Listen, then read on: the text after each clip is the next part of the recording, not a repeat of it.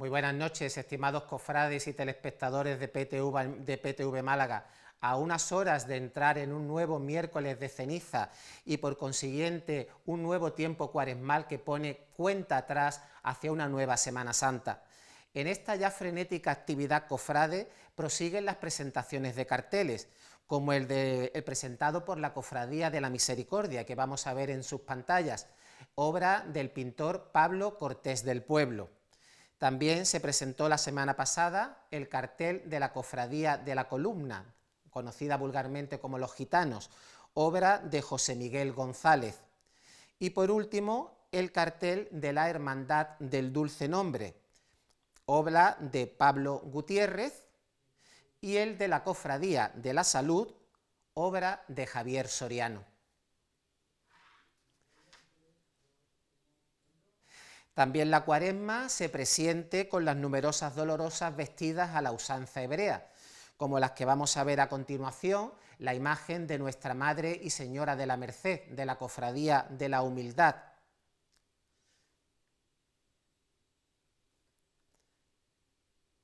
La Virgen del Dulce Nombre, de la Cofradía Capuchinera del mismo título.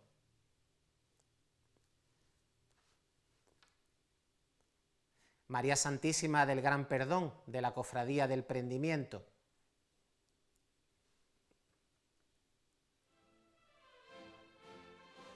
María Santísima del Mayor Dolor en su Soledad, de la Cofradía de la Crucifixión.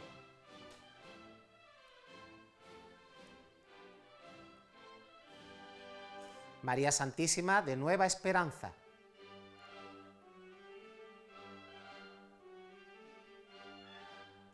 La Virgen de Gracia, de la Cofradía del Rescate.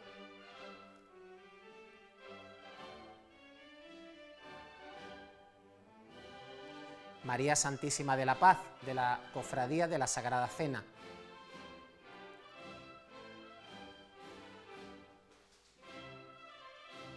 Nuestra Señora del Traspaso y Soledad de Viñeros.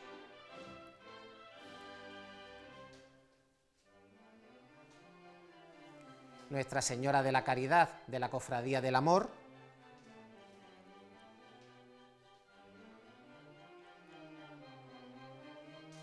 Y la Virgen Reina de los Cielos, titular de la agrupación de cofradías.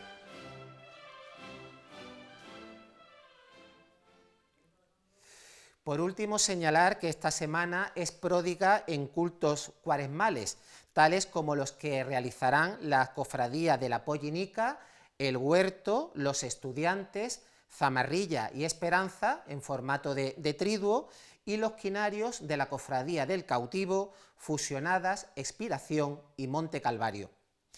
Y ya comenzando con los contenidos de nuestro programa, pasamos a ofrecerle una entrevista mantenida con el reverendo padre Alejandro Escobar Morcillo, canónigo sacristán de la Santa Iglesia Catedral Basílica y párroco del Real Santuario de Santa María de la Victoria y de la Merced, sobre el sentido vivencial del tiempo cuaresmal.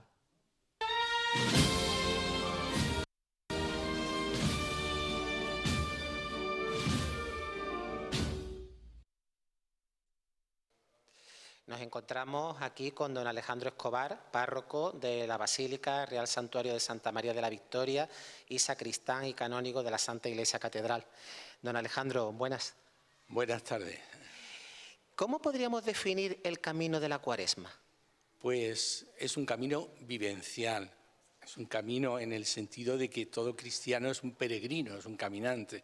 Entonces es un camino vivencial que nos lleva desde el miércoles de ceniza en que se inicia hasta la celebración de la pasión, muerte y resurrección de Cristo. Es un camino que se inicia en el miércoles de ceniza con la mirada puesta o como meta en la Pascua de Resurrección. Tenemos muchas veces la idea de la Cuaresma como un tiempo triste, ¿no? Triste, porque la Iglesia pues tiene esos gestos de no poner flores, de que esté todo como mucho más austero, pero la Cuaresma no es precisamente un camino de tristeza, ¿no? En absoluto. Es decir, en la fe cristiana la tristeza no cabe. Es decir, el creyente no se pone triste jamás. Es decir, ¿por qué? Pues porque realmente se siente acompañado por el Señor, siente la alegría que brota de la fe, la esperanza que brota de la fe. Precisamente estamos celebrando como peregrinos de la esperanza, y la esperanza da alegría, ¿no? Es un camino no de tristeza, sino de conversión. En un sentido y todos los signos de la Cuaresma lo que pretenden es que nuestro corazón se acerque más a Dios y al prójimo. Es decir, se habla de desierto, se habla de soledad, pero no en el sentido de aislarnos de tristeza, sino de entrar dentro de nosotros mismos para tomar conciencia de cómo estamos. Si estamos participando de la indiferencia religiosa reinante o en la superficialidad, en el materialismo, es decir, ver realmente nuestra realidad, ¿no? Y a partir de ahí, es decir, en una doble vertiente, abrir el corazón a Dios, es decir, acercarnos a Dios en la oración, en el silencio, en la meditación de la palabra, y acercarnos al prójimo, es decir, acercarnos a todos y especialmente a los más necesitados, a los que muchas veces ignoramos. Por tanto, es un camino que tiene como una doble vertiente, Dios como prioridad y el prójimo, mi hermano. ¿Con qué gesto podemos vivir los cristianos este tiempo cuaresmal? Hay la Cuaresma nos tiene una serie de medios, ¿no? Nos invita a la Iglesia. La Iglesia es madre y maestra y nos enseña con los ciclos litúrgicos, y concretamente la Cuaresma, es decir, nos enseña a ¿qué? A acercarnos cada día más y más y más a Cristo. Es decir, como cofrades, como creyentes, hemos de identificarnos con el Maestro, con el Señor, ¿no? Y yo recuerdo una frase del cardenal Sebastián que a mí me impactó mucho y dijo: una Cuaresma más, es decir, una Cuaresma, otra Cuaresma, y yo sigo igual, es decir, celebramos, hacemos lo mismo y tal. Y eso sería como un carrusel donde un niño se sube en un caballito, está dando vueltas y vueltas en el caballito, da muchas vueltas, pero siempre está en el mismo sitio. Y decía don Fernando, tiene que ser como una vuelta de tornillo, es decir, cada vuelta me hace profundizar más, acercarme más al Maestro, acercarme más a sus actitudes, acercarme más al prójimo, vivir con mayor profundidad nuestra fe. Por tanto, son vueltas de tornillo, no vueltas de carrusel, ¿no? ¿Y qué gestos? Pues la Cuaresma evidentemente nos ofrece en primer lugar, digamos, el ayuno, por ejemplo, ¿no? El ayuno. Entendemos que el ayuno es privarnos de alimento, ¿no? Pero no solo de alimento, sino que hemos de ayunar del hombre viejo, de todo aquello que nos esclaviza, que nos ata. Podemos prescindir de muchas cosas que consideramos necesarias y que no lo son. Entonces el ayuno nos ayuda a darnos cuenta de que lo único que basta, como decía Teresa de Jesús, es Dios, y que podemos prescindir de muchas cosas. El ayuno es un signo y un medio de libertad interior. Nos ofrece la libertad. ¿Y libertad para qué? Pues libertad para poder darnos, entregarnos. Por eso el ayuno es un ayuno solidario. Es decir, la Cuaresma nos ofrece otro medio que es, dice, la limosna, pero la limosna entendiéndolo como la generosidad, la capacidad de ver qué necesita el otro, qué necesita mi hermano, en qué puedo yo aportar algo, qué puedo hacer. Es decir, la caridad. El ayuno nos lleva a la libertad de desprendernos de algo para compartirlo, para darlo, ¿no? Y de hecho, fíjate si no es un tiempo triste que San Francisco de Paula, un santo aquí tan querido en esta casa, que fue de los mínimos, ¿no?, le impuso a los mínimos la Cuaresma permanente. De hecho, el primer papa al que él le propuso la regla, la Cuaresma permanente, se lo negó. Lo vio eso como muy duro, ¿no? Y San Francisco de Paula no quería que los mínimos y las mínimas fueran frailes y monjas tristes, sino que estuvieran en un permanente estado de conversión, de acercarse al Señor, de buscar a Cristo, de vivir el Evangelio, de acercarse al Evangelio. Es decir, la Cuaresma no es un tiempo triste, aunque después en lo exterior sea austera, pero la austeridad no es triste, en absoluto, ¿no? Otros medios que nos ofrece la Cuaresma, evidentemente, además la oración personal, intensificar los momentos de diálogo con el Señor, los momentos de oración. Pero como dice el Papa Francisco, es un viaje que no hacemos solos, o porque no hacemos, es personal. El proceso de la Cuaresma es un proceso personal del creyente, del cofrade, es decir, he de vivirlo yo, está claro, nadie lo puede hacer por mí. pero no solo. Es decir, no somos viajeros que hacemos ese viaje solo, sino que el Papa dice, viajamos unidos. Somos un pueblo caminando. De hecho, la Iglesia entera durante la Cuaresma se hace como una catecúmena que se dispone y se prepara para celebrar la Pascua, para renovar las promesas del bautismo, para sentirse identificada con el Señor resucitado, para asumir el estilo de vida nuevo que nos ofrece el Señor Jesús, ¿no? ¿Cómo podría vivir un cofrade este tiempo de conversión? Hay algo para mí importante, ¿no? Y yo lo he vivido ya en mi parroquia en estos días, ¿no? Es decir, el cofrade tiene que participar y está llamado a participar, digamos, en la vida interior de la cofradía, en los cultos internos de la hermandad. A veces podemos pensar que con organizar una magnífica estación de penitencia, una magnífica procesión, que efectivamente es un testimonio, pero que con eso es suficiente. Sin embargo, la preparación, lo que hace que esa manifestación sea un testimonio, es la piedad personal interior. Ayer el Evangelio que proclamábamos decía, el árbol bueno da frutos buenos. Es verdad que nosotros podemos organizar obras buenas no siendo buenos. Podemos tener obras que son aparentes o frutos que son falsos. Y habrá mucha gente que vea una procesión como un espectáculo bello y nada más. Pero si queremos que sea de verdad un testimonio de fe en la calle, es decir, primero, previamente, hay que vivir con intensidad la piedad, la devoción. Por eso en las hermandades, como hermandad, es decir, se organiza un retiro, que es un momento de oración, de reflexión compartida, se celebra la Eucaristía, se tiene el ejercicio del Vía Crucis, que es un ejercicio de meditación de los momentos de la pasión del Señor, y nos sensibiliza, digamos, con el sufrimiento, con la entrega de Cristo y con el triunfo de Cristo, y también nos sensibiliza con los que están pasando hoy la pasión del Señor, los que sufren, los pobres, los necesitados. Es decir, el ejercicio del Vía Crucis es un ejercicio que nos hace, que nos ablanda el corazón, ¿no? Y evidentemente también el sacramento de la reconciliación, es decir, restañar las heridas y revisar la realidad de nuestra vida para acercarnos al Señor, ¿no? Este año además con una mayor intensidad vivimos la Cuaresma porque estamos en un año jubilar, ¿no?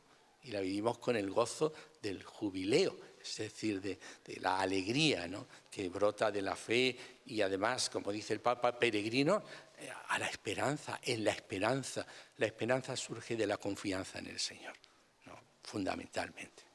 ¿Debe, por tanto, la estación de penitencia ser el culmen de ese peregrinaje cuaresmal? Es la expresión, digamos, de alguna manera definitiva de un proceso vivido. Es decir, has vivido interiormente la Cuaresma personalmente como un proceso de conversión, has vivido con tu hermandad las celebraciones, es decir, y ahora en la calle juntos, como grupo cristiano, testimonia la fe. Entonces es un momento evidentemente culminante, por supuesto que sí. Es decir, que es verdad que habrá muchas personas que eso no lo vivan, que lo vivan solo en lo exterior. Sí, cierto, pero hay muchos hermanos que viven profundamente su estación de penitencia porque se han preparado conscientemente, concienzudamente para vivirla, ¿no? ¿Son las cofradías cauce de evangelización? Sin lugar a duda pueden serlo y de hecho muchas lo son. Es decir, yo, por ejemplo, a mí me da alegría los otros días viendo todos los hermanos de la cofradía preparando y montando. Después han venido muchísimos jóvenes a las celebraciones del quinario, de la Eucaristía solemne que celebramos y evidentemente algunos se han acercado, al sacramento de la reconciliación, hemos hablado. Es decir, las cofradías acercan a muchos jóvenes, evidentemente, mayores, pero muchos jóvenes, ¿no? Y por tanto puede y debe ser un cauce de evangelización, que sin lugar a duda no es el único para llegar a... Hay otros muchos medios que la Iglesia utiliza, es decir, los otros días me hablaban de la pastoral universitaria, lo importante que es, ¿no? Pero en las hermandades, yo desde que estoy en esta parroquia, es decir, veo pues la cantidad de gente joven que participa y que está. Y evidentemente no es que puede ser, es que debe ser un cauce de de acercamiento de los hermanos al Señor y al Evangelio, sin lugar a dudas, ¿no? Llama muchísimo la atención, don Alejandro, que la jornada del miércoles de ceniza es quizá una de las celebraciones que tiene más arraigo entre los fieles. Es raro que los templos siempre se ven llenos de gente, parece que es como una fecha muy señalada en el calendario de muchos cristianos. Sí, es verdad. Los otros días me comentaban aquí en la parroquia, alguno me decía, a mí me da rabia que la gente venga, se ponga la ceniza y algunos se salen y no se quedan a la Eucaristía entera, a la celebración eucarística, ¿no? Pero es verdad que la imposición de la ceniza es algo que la gente te pregunta, es un signo y es un signo importante. Y sobre todo la ceniza es un signo de nuestra fragilidad, pero también es un signo de nuestro deseo de convertirnos al Evangelio. Una de las fórmulas es, acuérdate que eres polvo y en polvo te has de convertir, pero la otra fórmula es, conviértete y cree en el Evangelio, acepta el Evangelio, ¿no? Y reconocer la fragilidad con la imposición de la ceniza es también reconocer que necesitamos la fuerza, la gracia de Dios. Y esto, pues evidentemente, está muy metido en el pueblo y además es algo que es popular, es decir, que sí. ¿Querría añadir alguna cosa más en relación a este tiempo vivencial de la Cuaresma? Pues realmente sí, que vivamos interiormente nuestro acercamiento al Señor, es decir, que tengamos una piedad interior, es decir, que hagamos momentos de silencio y que vivamos los sacramentos de la Iglesia, incluso el año jubilar que tenemos, el jubileo a la catedral, digamos, y que realmente pensemos todos cuando salimos a la calle que estamos dando un testimonio de fe y que nosotros vamos diciendo cada hermandad es distinta y cada hermandad representa un momento diferente de la pasión del Señor, pero todas las hermandades en la calle hacen un Vía Crucis que es visto por todos, ¿no? Yo recuerdo que don Ramón Busarrais, cuando llegó, decía: en Barcelona no hay procesiones. Y el niño no pregunta a la madre, mamá o papá, ¿ese quién es? Pues ese es el Señor que lleva la cruz. ¿Y por qué? Es decir, realmente nuestras hermandades y cofradías hacen un Vía Crucis abierto a toda la ciudad y a todo el que lo contempla. Hagámoslo con piedad, hagámoslo con seriedad, con fe profunda y que Dios haga el resto. Pues muchísimas gracias, don Alejandro. De nada, a vosotros siempre.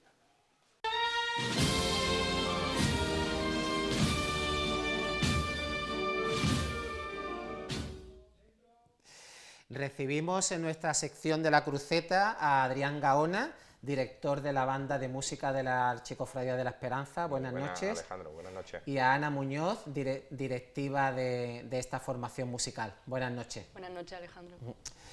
Bueno, sin duda vuestra banda afronta un año plagado de eventos, ¿no? De enorme trascendencia, con el horizonte puesto en el 17 de mayo, con esa procesión jubilar por las calles de Roma, ¿no? ¿Sois conscientes de vivir ese momento histórico? Pues la verdad que ahora vamos viéndolo un poco más, que es una cosa que es bastante importante. Bueno, desde que nos dijeron en el primer momento que la banda, que el primero que la cofradía iba a ir a Roma, y ya después en el momento que iba a ir la banda, pues para la banda fue como un golpe de alegría, de entusiasmo y de responsabilidad de que la banda esté allí con la Virgen y defender el papel ese que se merece la Virgen y la banda también tiene que dar.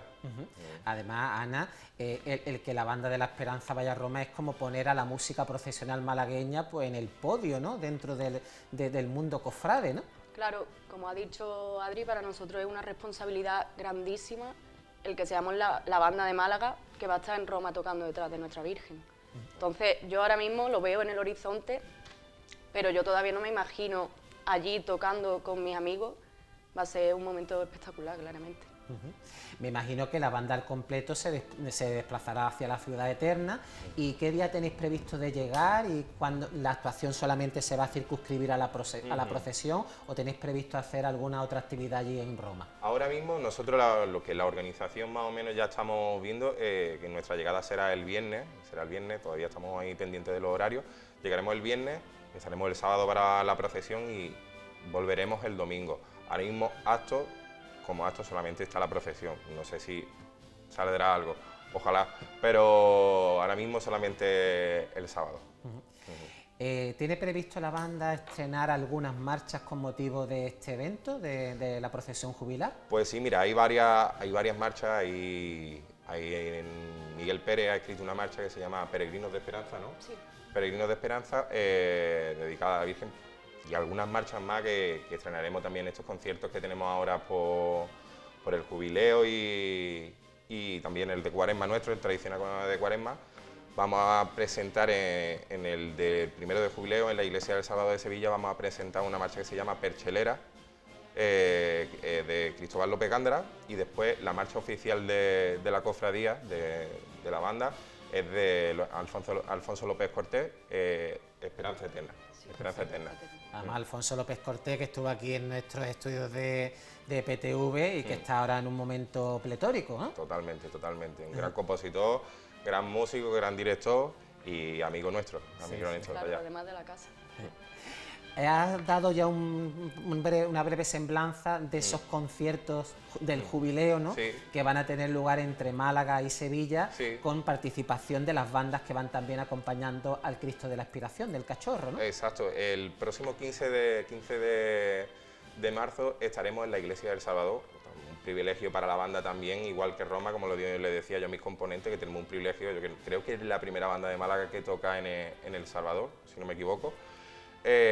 Tocar allí es un orgullo, y después pues el próximo 25 de marzo tocamos en el Cervantes, y como has dicho, con la banda que acompaña al Cristo de la Aspiración, que será la banda de la Puebla del Río junto a la Oliva de Saltero, las dos bandas juntas. Imagino que os pondréis de acuerdo entre las tres bandas para consensuar un poco el repertorio que se vaya a interpretar, ¿no? Totalmente. Sí, sí. Cada uno vamos a tirar más por la línea de cada ciudad, ¿no? Nosotros vamos a tirar por lo que es el repertorio propio de la Virgen, y ellos pues el mismo caso. Y pasando ya a la realidad más cercana, ¿cómo se presenta la actividad cuaresmal para la banda de la Archicofradía de la Esperanza? Pues la actividad cuaresmal nos estamos centrando más que nada en la preparación de todos estos conciertos y de la Semana Santa, porque no nos podemos olvidar tampoco de la Semana Santa, porque sigue habiendo Semana Santa, que no solamente es Roma, y tenemos que centrarnos pues en la preparación de todas estas procesiones, de estos conciertos, que aparte tenemos también el día 23 de marzo, tenemos en la Basílica nuestro tradicional concierto de Cuaresma, y seguir trabajando para ello. En Semana Santa y en las previas de la Semana Santa, ¿en dónde vais a participar? Pues nosotros participamos en el traslado de la Cofradía de Fusionada, el domingo de Pasión, y después el sábado de Pasión acompañamos a la Virgen de la Amargura de Marbella. El domingo salimos en la Pollinica de Marbella también, y ya pasamos al miércoles santo, donde salimos en Fusionada, la Esperanza el Jueves Santo, y el Viernes Santo en la Soledad del Sepulcro. Y el domingo salimos en la Virgen del Resucitado de Setenil de la Bodega. La Virgen del Rosario. Virgen del Rosario. Lo que compruebo es que hay muchos días en la cual la banda de la Esperanza no participa en nuestra Semana Santa, en concreto desde el domingo hasta el miércoles, ¿no? Sí. Desde el domingo hasta el miércoles. ¿A qué crees que se debe esa situación? Bueno, yo la verdad que soy consciente, hay que decirlo, la banda ha tenido buenos momentos y momentos malos, hay que ser consciente de ello para también, desde esas caídas, porque las bandas todos sabemos que son muy cíclicas, porque hay momentos buenos y momentos malos, y entonces hay que ser consciente de los momentos malos que hemos tenido para levantar eso, solucionarlo y mejorar, ¿no? Y es verdad que creo que ha venido a raíz de esos momentos que a lo mejor la banda ha podido flojear un poco, y la caída de contrato también,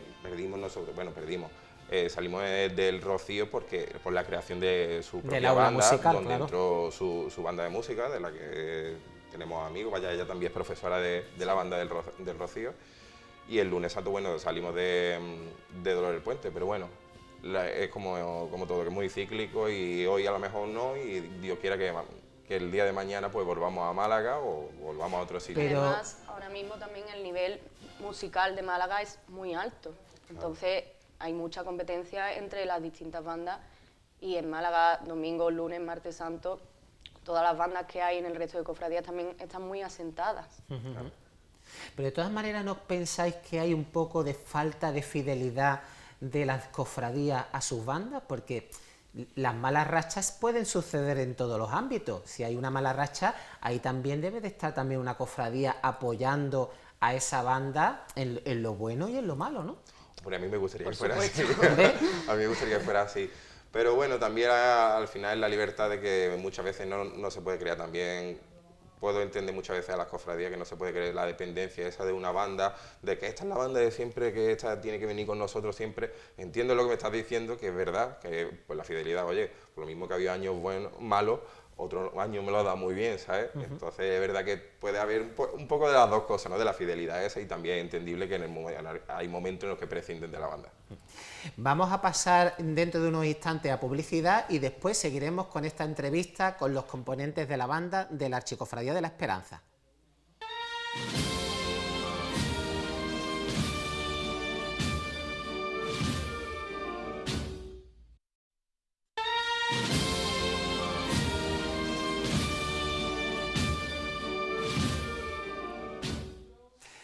Proseguimos con nuestra entrevista aquí en la sección de la Cruceta con miembros de la banda de música de la Archicofradía del Paso y de la Esperanza.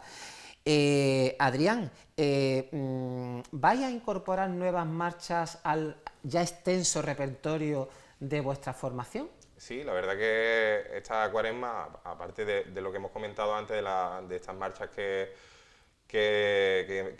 tenemos que montar para el tema de Roma y demás, hemos añadido varias. Hemos querido apostar, siempre queremos recuperar algo de Artola o montar algo de la familia Artola.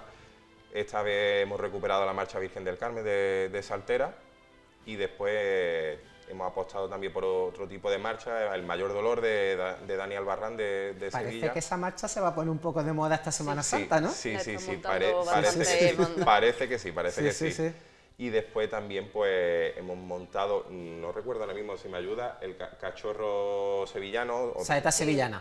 No, No, esa ya la teníamos. Cachorro sevillano. Cachorro sevillano es otra Una marcha dedicada también al cachorro, también por el tema de Roma. También hemos recuperado unas pocas que antes estaban en el repertorio y que ya no estaban, como por ejemplo La Esperanza de Triana. La Esperanza de Triana. De Farfán, ¿no? Sí, Sí, por el patrocinio. cumplimiento cumple 100 años. 100 años, sí. Patrocinio de la Serna también. Y qué más, ¿no? Sí. Es que el tema es que nos hemos centrado más que nada porque tenemos ahora que montar un montón de marchas del tema de Roma, y como te digo, hay muchas que todavía están ahí.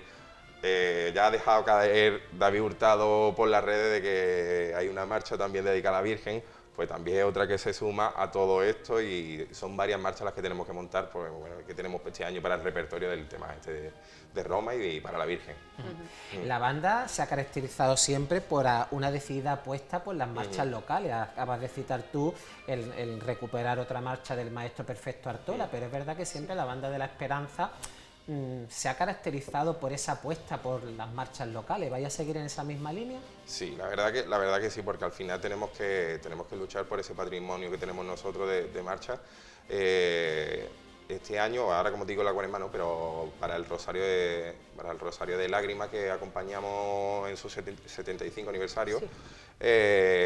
recuperamos también Malacitana de Antonio Rosa, y siempre queremos eso también, por mantener el repertorio de malagueño, ¿no? Y tanto la Virgen, la Esperanza mantiene también marchas de fuera también, pero sigue también su línea de marchas propias y marchas de Málaga. Además, fijaros lo importante que es que el año pasado, como sabéis, llovió prácticamente en toda Andalucía, pero el Jueves Santo de Málaga se libró, ¿no? Sí. Y entonces, viendo ya la Virgen de la Esperanza de recogida, estaba yo precisamente con un grupo de amigos que eran de Sevilla, de Huelva, y claro, ellos me preguntaban las marchas que sonaban, cuáles eran, porque no les sonaba. Entonces, claro, yo digo, esta marcha es malagueña, esta marcha de Perfecto Artola, esta marcha... Fijaros la importancia que tiene el que una banda malagueña apueste por ese repertorio, Sí. que lo hace propio y personal, ¿no? Claro. De hecho, una gran parte de nuestro repertorio están formadas por marchas de Miguel Pérez, de Eloy García, de Artola. Pues te digo que es importantísimo, Bueno, ¿no? y también decir José Antonio Molero, Sí, sí. antiguo componente de la banda. Me imagino que la jornada del Jueves Santo será para vosotros muy especial por el hecho de acompañar a vuestra sagrada titular. ¿Cómo se vive esa jornada que me imagino que será intensa y plena de emociones? Pues yo desde hace unos años, como ya no soy de las más pequeñas de la banda, a mí me gusta pegarme a los niños chicos.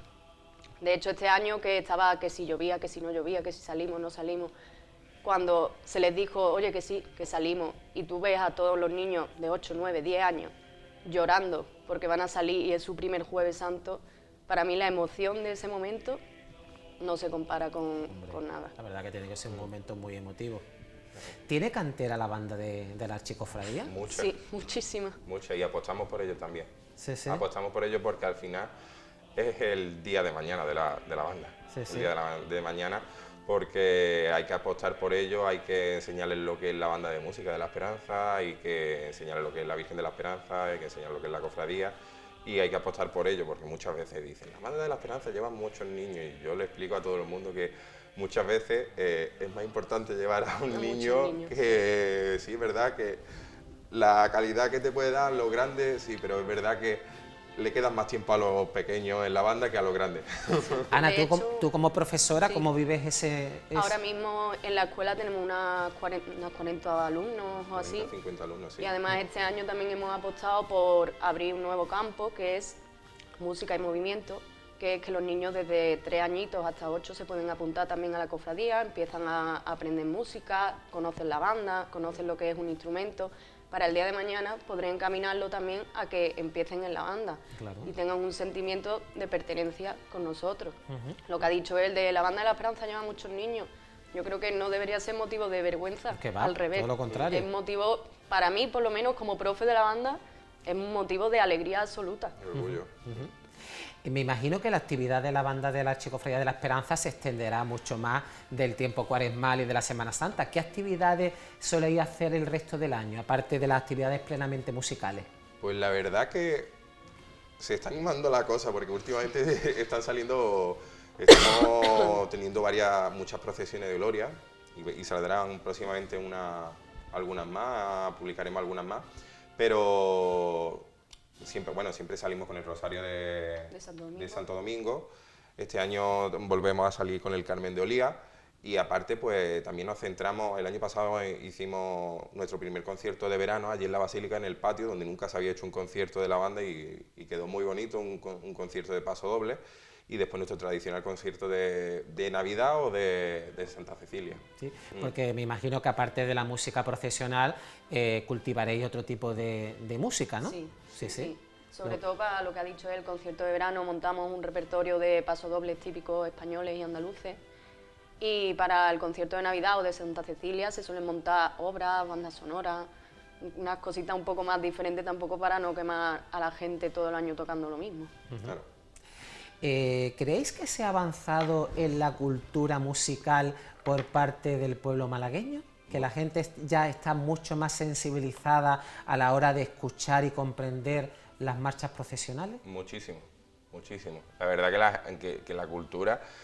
Yo empecé en el año 98 en banda de música, y tanto en repertorio como en respeto a las bandas, yo creo que había una evolución grandísima, grandísima. Yo me acuerdo que los repertorios antes las bandas se limitaban a 10 marchas, 12 marchas, y esas marchas a lo mejor pues vamos a coger Calle Lario con Malagueña de Rafael Hernández y las veces que den. Y ahora la verdad que tanto como dices tú, el público como las bandas de música, hay una cultura musical gigante, genial, que la verdad que le da vida a todo eso, ¿no?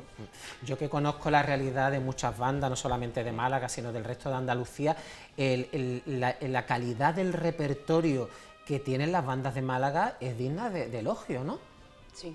Porque un repertorio muy amplio y muy variado, ¿no? Sí, nuestro repertorio ahora mismo creo que está en unas 160, 170 marchas. O sea, es una locura, una cosa que antes era impensable. Totalmente, totalmente. Y es lo que tú dices también, que al final no solamente tenemos un repertorio con repertorio de marchas malagueñas, también tenemos marchas gaditanas, granadinas, onubenses, sevillanas, pero que sí, el repertorio tiene mucha riqueza.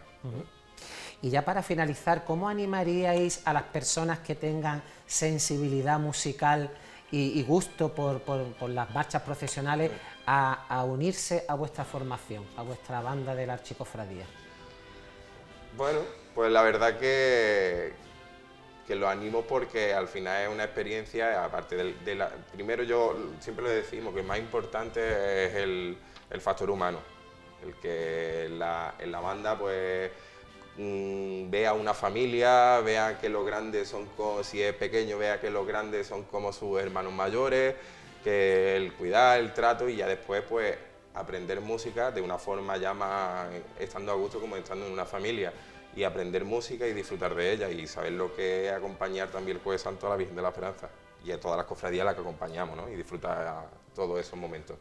¿Y tú, Ana? Sí, además nosotros ahora, como ha dicho Adri, nos estamos esforzando mucho en crear mucha unión entre nosotros y también con la cofradía, pasamos mucho tiempo allí. Entonces organizamos muchas convivencias, nos conocemos los unos a los otros y ya no es solo, como ha dicho él, el aprender música, sino conocer gente, amigos para toda la vida.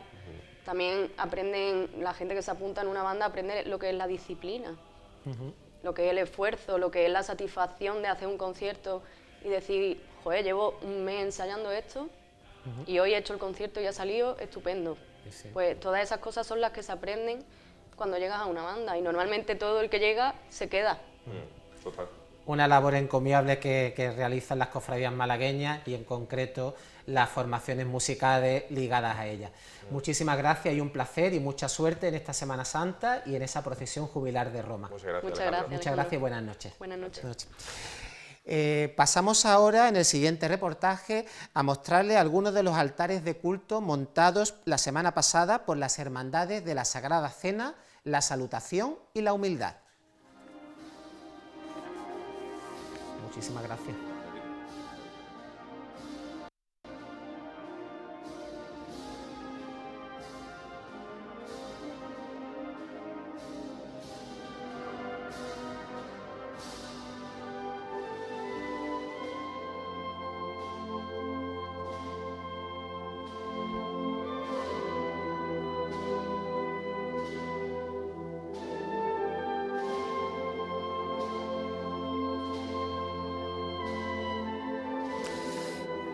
En la parroquia de la Santa Cruz y San Felipe Neri tuvo lugar el quinario de la Hermandad de la Salutación, dispuesto el altar en el bajo coro del templo.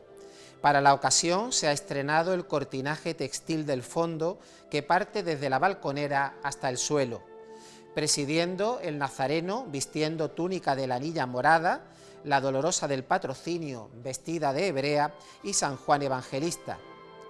Se echó quizá en falta que las imágenes portasen ropajes bordados para los cultos, máxime cuando éstas poseen un ajuar destacado en este sentido. Una nutrida candelería, 6 ánforas con orquídeas e iris morados y unas consolas con credencias y bandejas completaban este elegante montaje.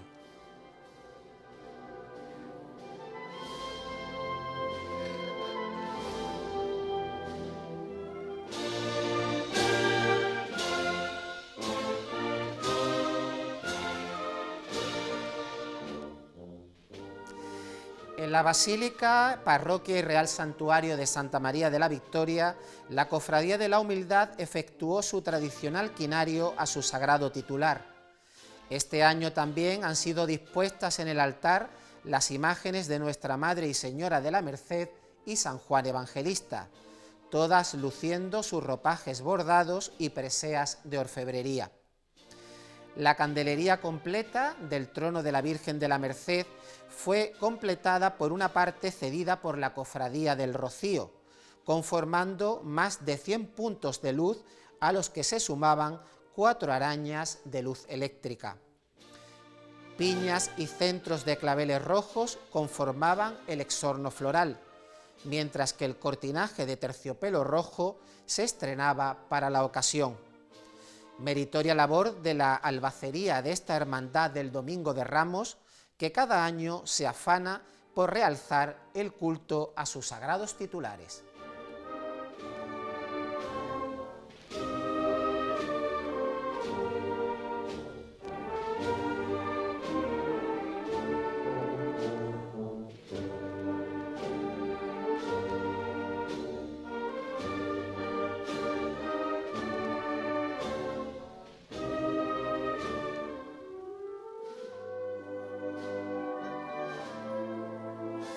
La Hermandad de la Sagrada Cena ha adelantado este año una semana sus tradicionales cultos cuaresmales, para desligarlos del acto del Vía Crucis oficial de la agrupación de cofradías.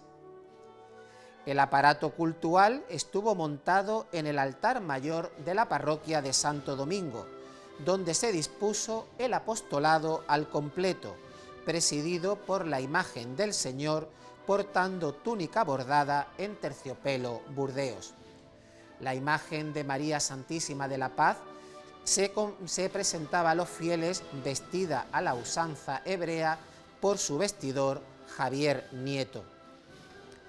El exorno floral estuvo compuesto por flores en tonos rojo y morado. Volvemos a hacer constancia del extraordinario trabajo que desempeña esta albacería para dignificar los cultos internos en honor de sus sagrados titulares. Pasamos ahora a continuación a ofrecerles una entrevista con el reverendo padre Alejandro Pérez Verdugo, prefecto de liturgia de la Santa Iglesia Catedral y párroco de la parroquia de la Santa Cruz y San Felipe Neri, que nos va a hablar sobre el sentido litúrgico del tiempo cuaresmal.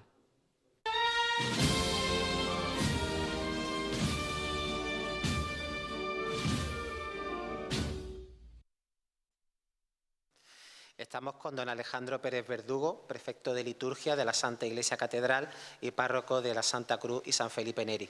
Buenas, don Alejandro. Muy buenas tardes. ¿Qué sentido litúrgico tiene el tiempo cuaresmal? El tiempo de Cuaresma tiene un doble sentido litúrgico, podríamos decir así. Por una parte, la vuelta de los cristianos, los bautizados, a la dignidad bautismal, a la dignidad de hijos de Dios que perdemos por el pecado. Entonces la Cuaresma es el tiempo en el que los que ya hemos sido bautizados nos preparamos para renovar las promesas del bautismo rotas, las promesas rotas por el pecado en la vigilia pascual. Ahí es donde la renovaremos, el sábado santo por la noche. Por tanto, durante este periodo cuaresmal tenemos un tiempo precioso para volver a Dios, para reconciliarnos con Dios y con su Iglesia, porque el pecado ofende a Dios y ofende a su Iglesia, que es el cuerpo de Cristo. No solamente es ofensa a Dios, no solo es ofensa a la Iglesia, ofensa a ambos. Y el segundo sentido de la Cuaresma, quizás más olvidado en algún momento por los propios cristianos, porque no somos demasiado conscientes de ello en un país como España, donde la mayoría se bautiza, es el acceso a la iniciación cristiana, a los ritos sacramentales de iniciación cristiana por parte de aquellos que no son cristianos. Es decir, los catecúmenos que inician su último periodo el primer domingo de Cuaresma, siendo inscritos definitivamente al catecumenado para recibir los sacramentos de la iniciación cristiana, bautismo, confirmación y Eucaristía, también en la noche santa de la vigilia pascual. Es también un proceso que ya han empezado en un precatecumenado, en otro periodo amplio como es el catecumenado iniciático, y luego pues la última etapa sería la Cuaresma, en la que van a recibir unos ritos como son la entrega del Padre Nuestro, del Credo, los exorcismos, en fin, toda una serie de ritos que se desarrollan durante los domingos de Cuaresma, a partir del primer domingo de Cuaresma, que es fundamental porque en ese primer domingo de Cuaresma van a recibir la asignación, la señal de la cruz, por la cual ya son catecúmenos oficialmente y por tanto van a recibir los sacramentos. Esa misma asignación en la que cuando fuimos bautizados de pequeños, los que somos cristianos, nos la hicieron en la puerta de la iglesia. Por tanto, a partir de ese momento éramos catecúmenos hasta el momento en que nos echaron el agua, como dice la gente.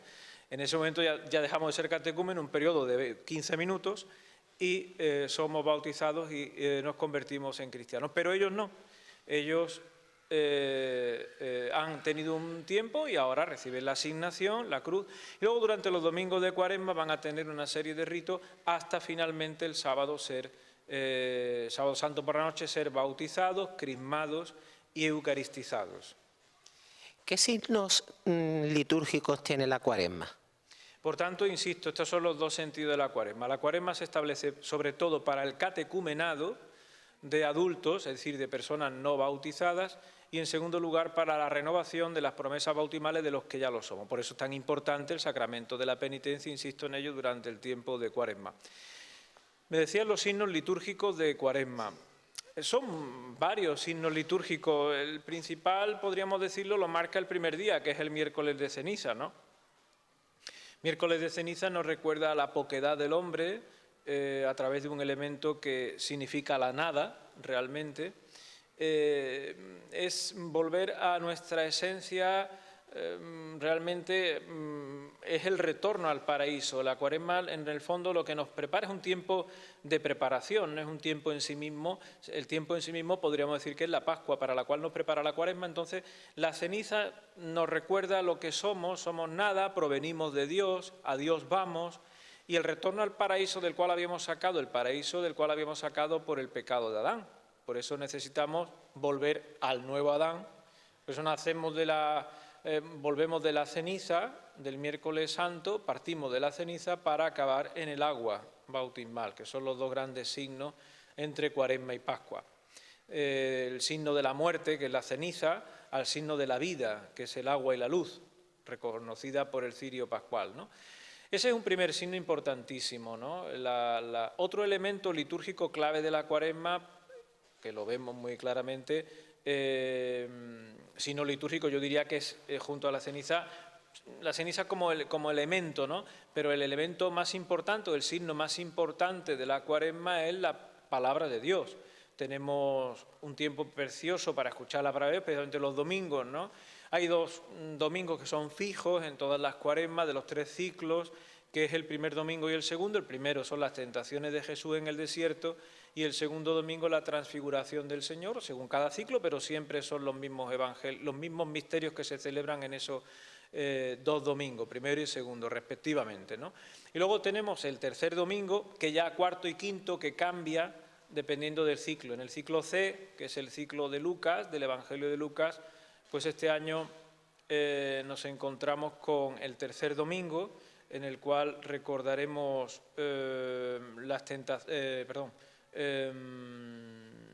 expulsión de los mercaderes del templo. El quinto domingo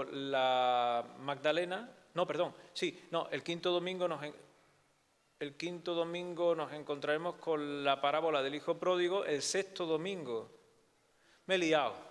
No pasa nada. El tercer domingo tenemos la parábola de la higuera seca. Después tenemos la parábola del hijo pródigo y después la parábola de la pecadora arrepentida, que sería el quinto domingo. Porque luego el sexto domingo, que es de Cuaresma también, siempre es el mismo, que es el Domingo de Ramos. Domingo de Ramos estamos en Cuaresma. Cuaresma termina el Jueves Santo por la mañana. Eso es una cosa que mucha gente no sabe, ¿no? De que la Cuaresma acaba el Jueves Santo por la mañana. Pues es así, porque es que si no nos salen los 40 días. Desde el miércoles de ceniza, para contar 40 días, tenemos que contar hasta el Jueves Santo por la mañana, porque el Jueves Santo por la tarde es la misa in cena domini que abre la Semana Santa. Litúrgicamente y estrictamente, realmente la Semana Santa empieza el Viernes Santo. La Semana Santa, el Triduo Pascual. La Semana Santa empieza el Domingo de Ramos, pero el Domingo de Ramos es Cuaresma, y el Lunes Santo, y el Martes Santo, y el Miércoles Santo. De hecho, utilizamos el color morado, que es otro signo litúrgico de toda la Cuaresma, el morado, ¿no? El morado es un signo de esperanza, por eso se utiliza en Cuaresma y por eso se utiliza en las exequias. La esperanza de la Pascua, la esperanza de la vida eterna. Bien, se utiliza hasta el Jueves Santo por la mañana incluso. El Jueves Santo por la mañana, aquí no lógicamente, porque sería la misa crismal, que es de color blanco, pero hasta el Jueves Santo por la mañana es Cuaresma.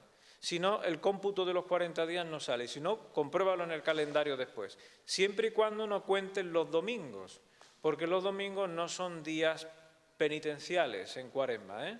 Son días de Cuaresma, pero no son penitenciales, si no, no te salen. Hay un domingo en Cuaresma que se viste con el color rosa litúrgicamente, que es el cuarto domingo de Cuaresma. Domingo, sí. el domingo letare, que es el cuarto domingo de ¿Qué Cuaresma. significado tiene ese color rosáceo? Pues el color rosáceo es un color que aminora, atempera el color fuerte morado, llamado también domingo de la alegría, ¿no? Recogiendo ese término letare, que recoge también la antífona de entrada de la Eucaristía. Pero claro, en realidad es un domingo para atemperar la, digamos, la dureza, ¿no? O la fuerza de la Cuaresma, bueno, pues un poco para aliviar ese sentido, ¿no? Pero por eso el color rosáceo no deja de ser un color morado, pero más suave, ¿no? Un color más suave, ¿no? También es importante, dentro de esos signos, el no uso de las flores, por ejemplo, dentro de la celebración, para expresar el significado de la austeridad, del recogimiento, de la no distracción dentro de la Iglesia, con otros elementos que no sean, es ese sentido de pobreza, de austeridad, de recogimiento sobre todo, ¿no? Del mismo modo que el uso del órgano pues no se permite, o la eliminación del aleluya, que lo recogeremos, lo recobraremos, lógicamente en la vigilia pascual. No hay aleluya ni siquiera las dos solemnidades que suelen coincidir en Cuaresma, como son la Encarnación el 25 de marzo y otra solemnidad como es la de San José el 19, no se canta el aleluya. El aleluya es el canto de la alegría por excelencia porque Cristo ha resucitado. Entonces lo retenemos hasta ese momento que sería ya la vigilia pascual, que luego ya tenemos la cincuentena. Es mucho más importante el tiempo de Pascua que el tiempo de Cuaresma, un tiempo de preparación. ¿Saben los cofrades distinguir bien este tiempo litúrgico? Yo creo que sí, los cofrades saben situarse bien. Otros tiempos no me meto, pero el de la Cuaresma precisamente los cofrades lo viven con mucha intensidad. Es más, ellos procuran casar bien los elementos o las manifestaciones de piedad popular con la liturgia, ¿no? De manera que estos días se ponen se le da mucha fuerza, ¿no? al rezo del Vía Crucis, los quinarios, septenarios, con un sentido penitencial, que es el sentido de la Cuaresma, y en ese sentido, bien. Otra cosa sería la pregunta, si me hicieran la pregunta, ¿realmente los cofrades, podríamos hacer extensivo al resto del mundo cristiano, saben dar el salto a la Pascua? Ahí te diría que todavía no, que nos queda mucho por hacer y que aún todavía la Pascua no se termina de vivir como el tiempo más importante del año litúrgico. ¿No crees que muchos cofrades se quedan en el Viernes Santo? Bueno, no solamente muchos cofrades, muchos cristianos, una vez que han llegado al Viernes Santo, ahí parece como que hay una barrera. Incluso yo creo una barrera psicológica, porque la muerte físicamente la podemos identificar, la resurrección no, porque no la hemos experimentado ninguno salvo nuestro Señor Jesucristo.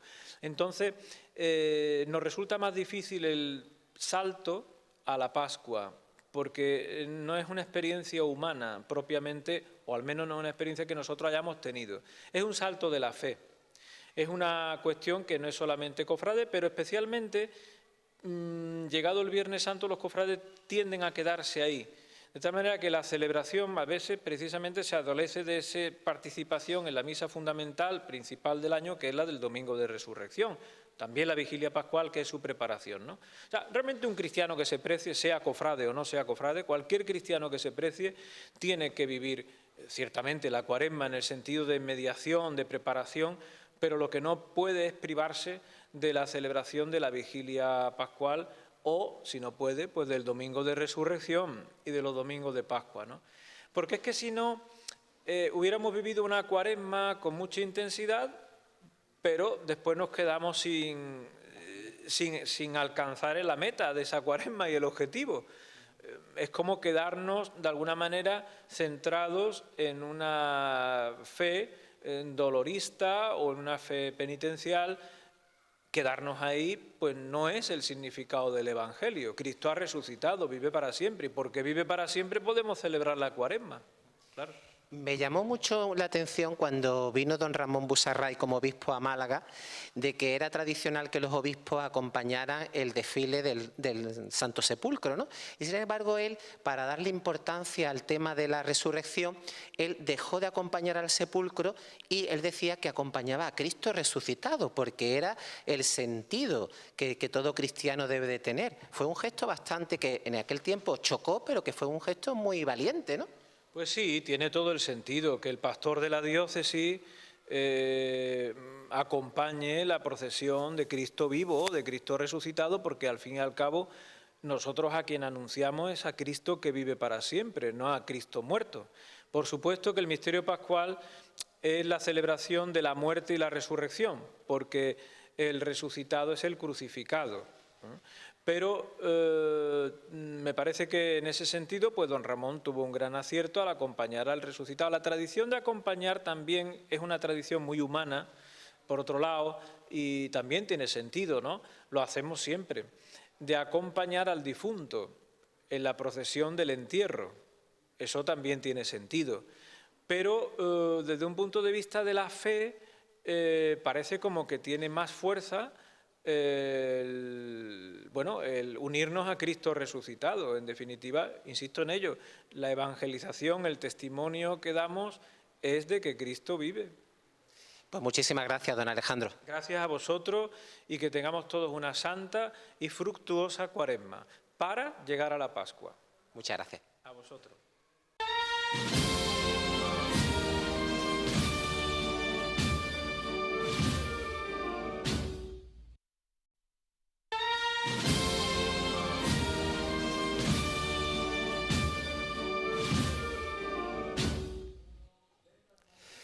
Abordamos en la tertulia de hoy el análisis de los referentes marianos, de la iconografía mariana de nuestras dolorosas, y más en concreto nos vamos a centrar en 3 imágenes que consideramos icónicas de nuestra Semana Santa, como son María Santísima de la Esperanza, María Santísima de la Amargura Zamarrilla y María Santísima del Rocío Coronada. Y para hacer este análisis de estos grandes iconos marianos nos acompañan hoy en nuestros estudios de Sentir Cofrade el padre Juan Carlos Villán. Buenas noches. Muy buenas noches, Alejandro. El historiador Rafael Fernández Parada. Buenas noches, Alejandro. Buenas noches. Y el hermano mayor de la Cofradía de Mediadora, Salvador de los Reyes. Buenas noches. ¿Qué tal? Buenas noches. Para empezar, me gustaría contar con la visión de Juan Carlos como sacerdote, ¿no? Desde el punto de vista religioso, ¿qué nos podrías decir sobre estos iconos marianos que concitan la devoción del pueblo malagueño? Bueno, primero, siempre, cada vez que hablamos de Andalucía, Andalucía siempre se dice que es la tierra de María, ¿no? Y siempre yo veo que en el pueblo llano de Dios, la Virgen como que tira más, ¿no? Es una cosa muy curiosa, que sí, que los cristianos tenemos el respeto a Jesús sacramentado, las imágenes de Cristo también nos llaman a la devoción, pero la Virgen como que es algo especial, ¿no? Siempre en todos los pueblos, en todas las parroquias, hay una o varias imágenes de la Virgen que llaman a la devoción, ¿no? Ya sean las típicas escayolas, ¿verdad?, de Fátima, Milagrosa y demás, que se llevan la palma, pero también nuestras vírgenes dolorosas, pues son, como tú has dicho, ¿no?, como ese icono referente devocional, ¿no? Y siempre como que esa imagen de la madre, ¿no?, esa madre que sufre, pues siempre a nosotros como que nos tira un poquito más, ¿no? Y ese tener a la madre cerca, pues también nos ayuda, ¿no? Seguramente aquí con vosotros todos tenemos una imagen a la que le rezamos, y eso es así, ¿no? Cada uno tiene su cofradía, su devoción, y después tenemos, como yo digo, la de todos, ¿no? Que como tú bien has dicho, el Rocío, la Esperanza y Zamarrilla, pues son como esas devociones grandes, ¿no? Que mueven al pueblo de Dios, que mueven a la gente y que están muy bien puestas, ¿no? Porque Esperanza, Zamarrilla, Rocío, son devociones que tanto en la calle como en la iglesia, pues siempre tienen gente, ¿no? Yo siempre diferencio como ese tipo de devociones, ¿no? La devoción dentro y fuera, la devoción fuera y la devoción dentro, porque es verdad que muchas veces hay imágenes que tú ves en el día a día acompañadísimas en la iglesia, pero después las ves en las procesiones y dices, no va tanta gente, ¿no? Otras que tú la ves en los tronos y dices, que de gente mueve, ¿no? Pero después en la iglesia no tanto, ¿no? Y después pues estas 3 que hemos dicho, ¿no?, van acompañadas en la calle, ¿no?, y acompañadas en la iglesia, y esa devoción que en definitiva es esa admiración hacia la imagen, ¿no? Pues se traduce en esa muestra de cariño, muestras diarias, y sobre todo pues ya pues con este privilegio que comparten las tres, ¿no? Como es la coronación canónica, porque también es como ese distintivo, ¿no? De la devoción pues que da a la Iglesia. Y ya pasando al análisis en concreto de estos grandes iconos, y en primer lugar a la imagen de María Santísima de la Esperanza, por ser la imagen más antigua de las tres que vamos a analizar, Rafael, ¿qué podríamos decir de la Virgen de la Esperanza desde el punto de vista artístico? Bueno, Alejandro, es una pieza muy interesante y a mí me gustaría destacar varias cuestiones, ¿no? La primera a tener en cuenta esa imagen tótem, ¿no? Como la madre, como la divinidad, que conecta con todas esas tradiciones no cristianas, donde siempre hay una figura maternal que es el centro de la comunidad, ¿no? Recordemos también, de nuevo, el 12 de mayo del 31, cuando se salva la cabeza de la Esperanza, y además hay que añadir en este caso el concepto de que es una luchadora en ese sentido, la Virgen de la Esperanza, porque ha sobrevivido a las circunstancias. Yo creo que el pueblo de Málaga eso lo ha tenido en cuenta también, ¿no? Es una dolorosa bien presentada, es potente, ¿no? Muy majestática, muy frontal. La imagen de que podemos tener de las grandes dolorosas, que es muy curioso porque normalmente tiene estos conceptos, las grandes antiguas, ¿no? De algo frontal que mira al frente, la cuestión de la mirada, independientemente de la policromía o no. Entonces son unas cuestiones que adornan la antigüedad, la propia antigüedad de la imagen, el concepto que esté vinculada o no con el taller de Pedro de Mena, pero sí que parece que es una imagen de la segunda mitad del siglo XVII, principio del siglo XVIII, que tiene un espesor histórico muy acumulado, y eso es importante porque tenemos que analizar que ha pasado por muchas fases, en general se conserva bien, pero claro, tiene mucha historia, ¿no? La historia de Málaga no se puede comprender sin nuestras imágenes, y en este caso sin la Virgen de la Esperanza, ¿no? Y ha sobrevivido hasta el siglo XXI. Y ahora comentaremos cuestiones tan importantes, claro. ¿Ella tuvo devoción por ella misma? ¿O la heredó también? Lo comentábamos también fuera de cámara, ¿no? La cuestión del nazareno, ¿no? ¿Eso en qué punto realmente era real? ¿O ella ha asumido un papel que por desgracia se perdió? En esas cuestiones tenemos que tener en cuenta. También, por supuesto, que está vinculada a la omnipresente orden de los predicadores. No iban a dejar que sus imágenes no fuesen una de las punteras de la ciudad. Y eso también son cuestiones que no debemos olvidarnos cuando hablamos de la Virgen de la Esperanza, ¿no?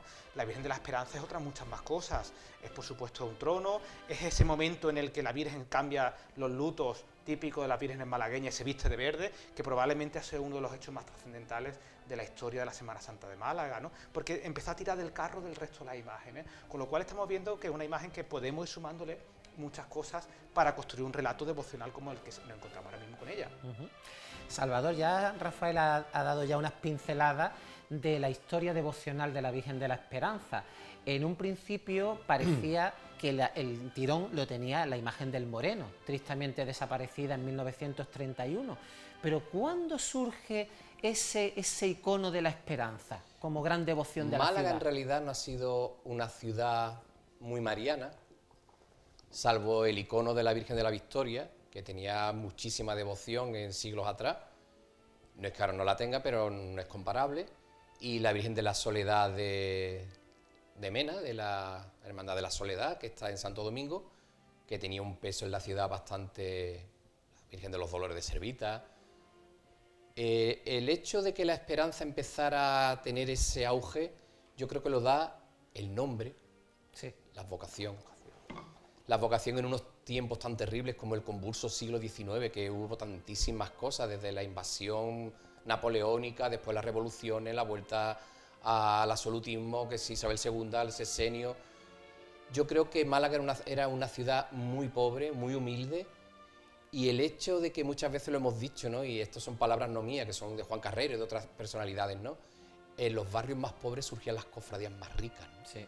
Y entonces yo creo que había un maridaje muy bueno entre las dos imágenes, entre el Nazareno y la Virgen. Recordamos las fotografías antiguas, los recordados libros de Argubal, ¿no? De Agustín Clavijo, los dos primeros, cómo se ve la Virgen metida en una hornacina en el costado de la actual Capilla de la Cena, ¿no? Que era el altar de siglos de la Hermandad del Paso y la Esperanza, y cómo poco a poco ya la Virgen ocupa el altar con el Señor y cómo se va haciendo un hueco. Fue la primera Virgen bajo palio, en un trono muy rudimentario, después ya cogió esa forma de recorte de bambalina de la Macarena, el trono fue creciendo el manto, fue la primera que tuvo un manto ya de 8 metros, 9 metros de largo. La Virgen llegó a tener un conjunto que era a la altura del Nazareno y creo que los más paradigmáticos de la ciudad. Después el recorrido tan enorme que tenía, que llegaba a la Plaza de la Merced, bajaba por carretería, volvía a entrar en la Plaza de la Constitución, iba a la iglesia del Carmen, recorría toda la calle ancha para después volver ya por el Paseo de Santo Domingo a su templo, ¿no? Yo creo que la Virgen hacía con los brazos, se abría y cogía a todo su hijo, y después toda la evolución estética que ha tenido la Virgen, siempre mirándose un poco en el espejo de la devoción de la Macarena, de esos libros de viaje en que se salta mucho la Semana Santa de Sevilla, de Josep Peiré, por ejemplo.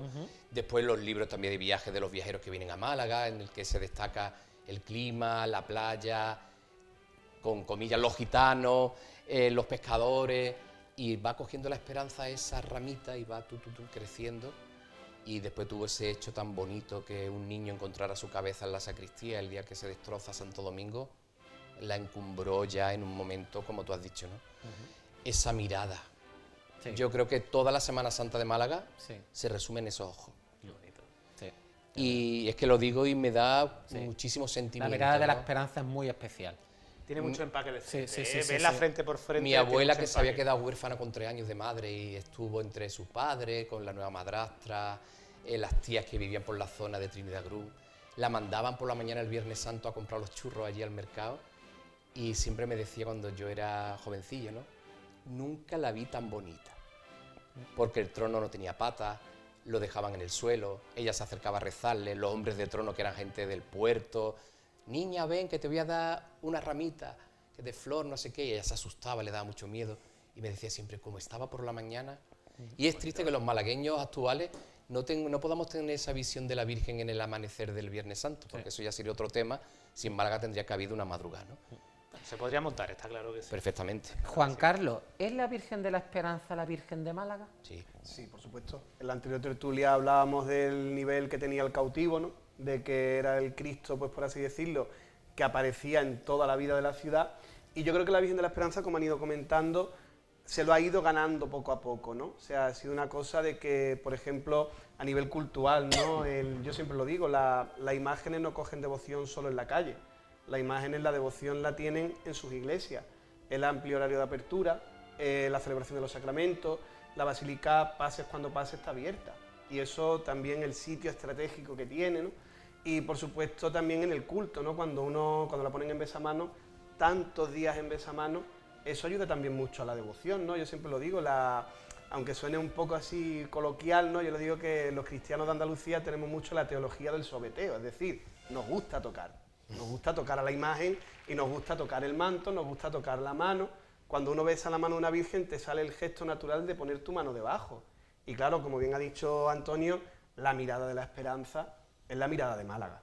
Y eso, como ella, no hay una mirada igual. Tenemos muchas vírgenes, tenemos muchas imágenes, pero es verdad que la mirada de la esperanza, cuando tú la tienes frente a frente, eso, como bien ha dicho Salvador, todo lo que a ti te falte, en esa mirada lo encuentras, ¿no? Y eso muy pocas imágenes lo encuentran, ¿no?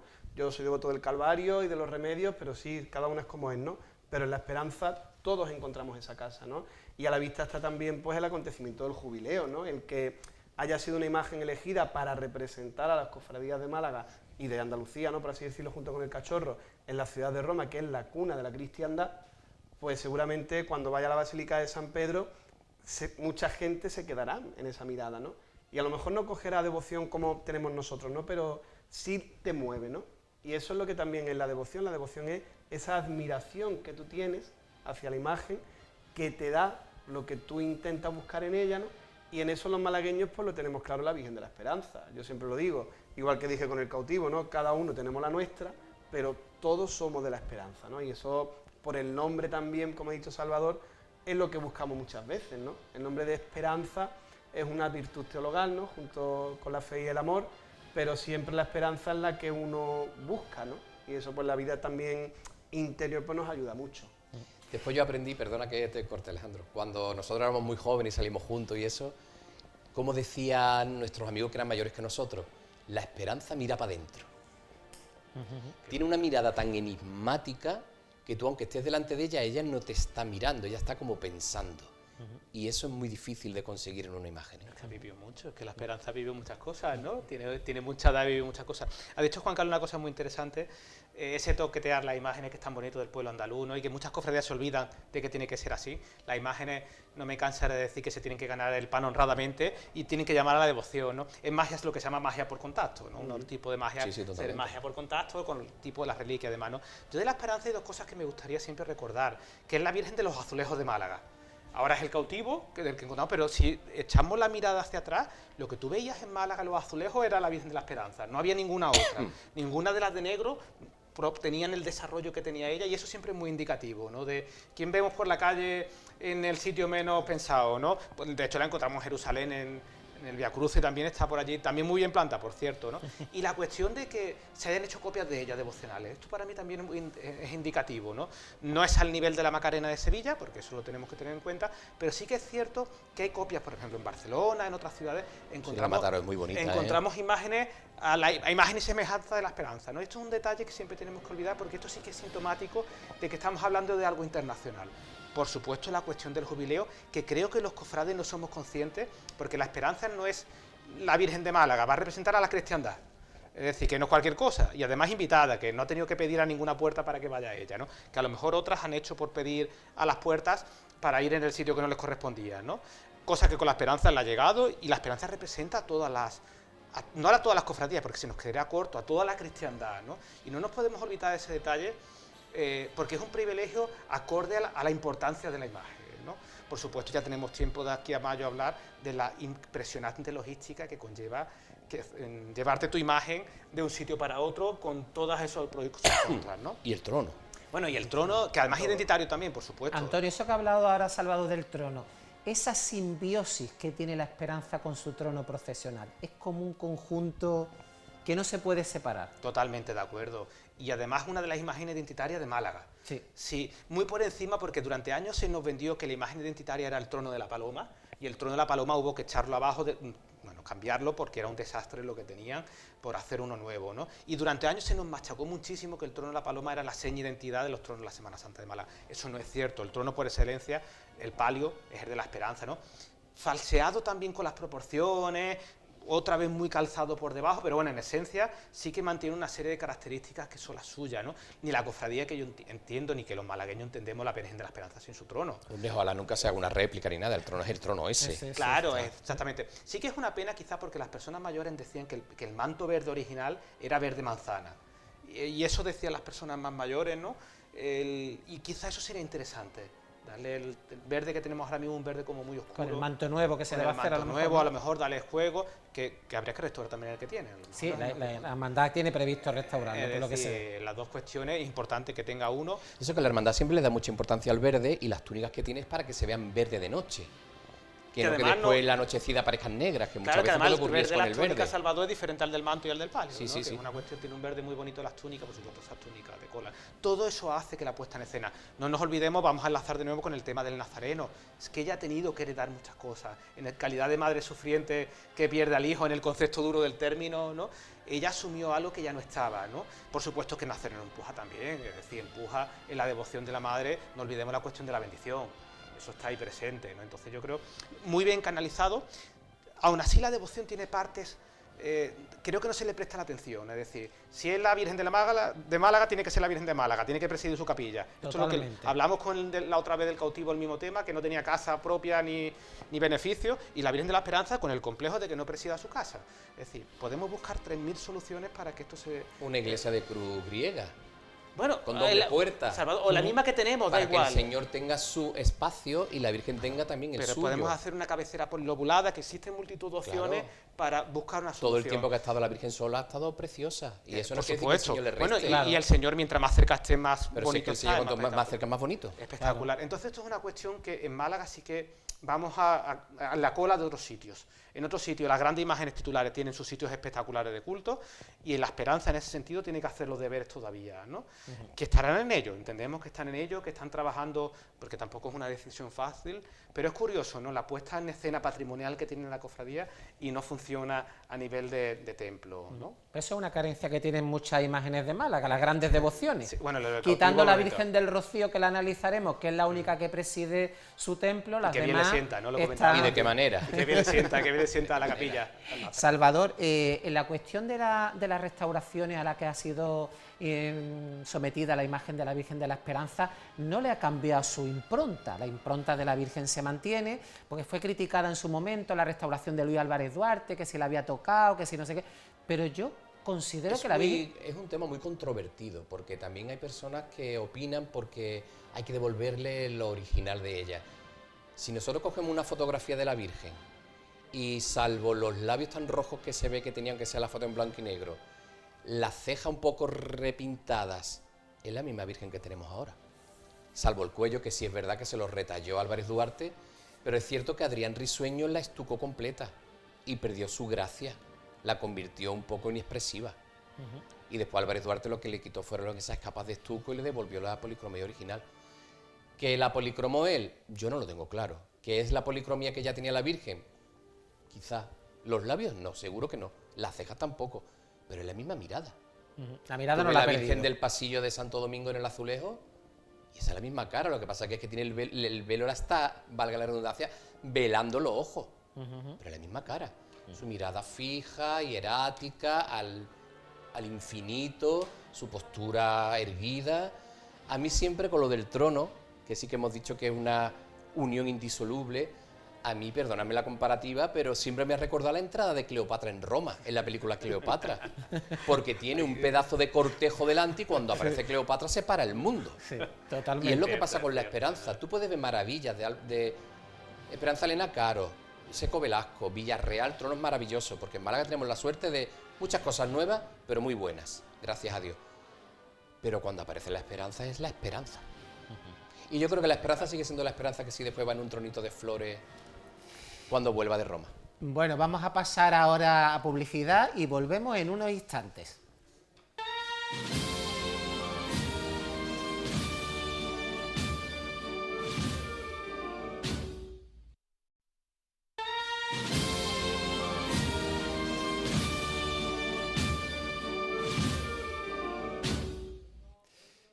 Seguimos con el análisis de nuestra tertulia, que está analizando los referentes devocionales marianos de nuestra Semana Santa, y ahora vamos a pasar al análisis de la imagen de María Santísima de la Amargura Zamarrilla.